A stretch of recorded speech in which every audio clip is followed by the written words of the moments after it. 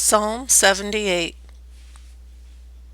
God's goodness despite Israel's ingratitude. A maskil of Asaph, about teaching your children the ways of the Lord. Hearken, my people, to my teaching. Incline your ears to the words of my mouth. I will open my mouth in a parable. I will utter mysteries from of old. What we have heard and know, and what our fathers have declared to us, we will not hide from their sons.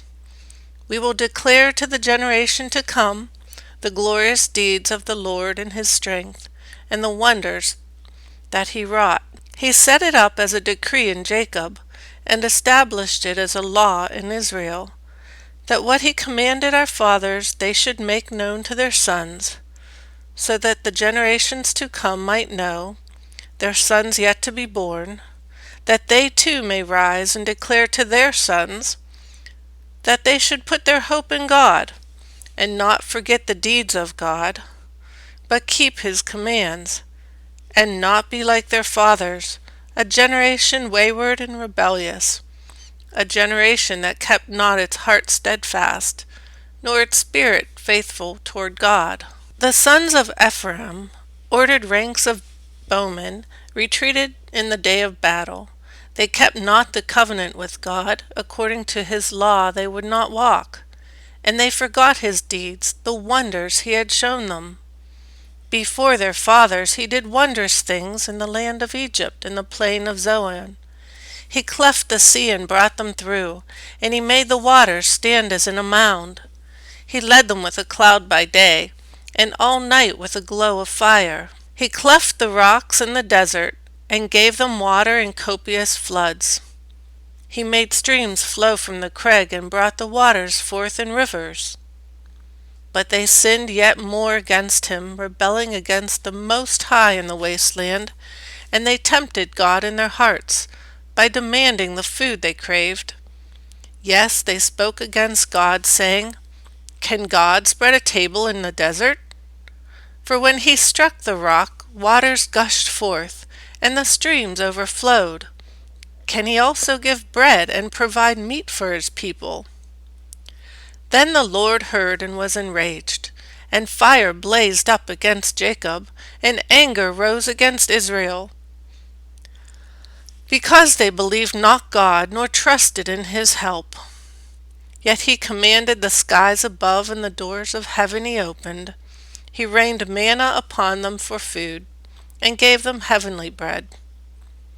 The bread of the mighty was eaten by men, even a surfeit of provisions he sent them. He stirred up the east wind in the heavens, and by his power brought on the south wind. And he rained meat upon them like dust, and like the sand of the sea, winged fowl, which fell in the midst of their camp, round about their tents. So they ate and were wholly surfeited, and he had brought them what they craved. They had not given over their craving, and their food was still in their mouths, when the anger of God rose against them, and slew their best men, and laid low the young men of Israel. Yet for all this they sinned still more, and believed not his wonders. Therefore he quickly ended their days, and their years with sudden destruction. While he slew them they sought him, and inquired after God again, remembering that God was their rock, and the Most High God their Redeemer. But they flattered him with their mouths, and lied to him with their tongues. Though their hearts were not steadfast toward him, nor were they faithful to his covenant. Yet he, being merciful, forgave their sin, and destroyed them not. Often he turned back his anger, and let none of his wrath be roused. He remembered that they were flesh, a passing breath that returns not. How often they rebelled against him in the desert, and grieved him in the wilderness. Again and again they tempted God, and provoked the Holy One of Israel.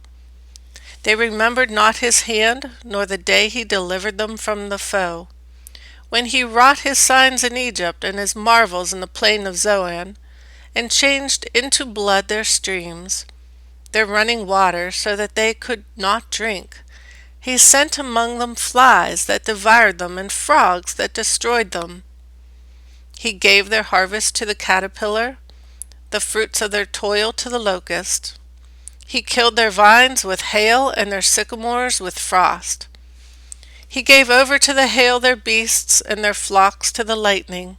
He loosed against them his fierce anger, wrath, fury, and strife, a detachment of messengers' doom.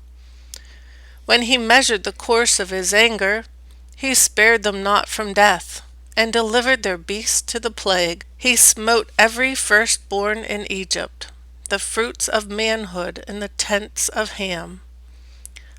But his tents he led forth like sheep, and guided them like a herd in the desert.